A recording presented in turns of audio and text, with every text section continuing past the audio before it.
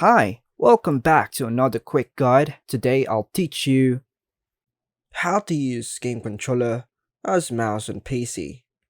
And it's literally an easy process, so make sure to watch until the end of the video to know how it's done. To use a game controller as a mouse on Windows PC, follow these steps. Connect your game controller to your PC using a USB cable or a wireless adapter. Launch the Anti-Micro application on your PC. In Anti-Micro, click on AUSTIC. Now, you'll see a grind representing your controller's buttons and axis. On Presets, drop-down menu, choose to click on Mouse Normal, and it will become a hover mouse.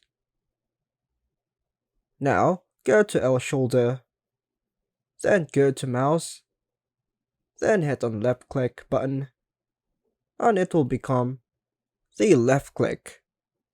Then close it, go to R shoulder, go to mouse, then choose the right button to make this a right click. Once you map the controller buttons to mouse inputs and adjust the settings as needed, save your configurations in Anti-Micro.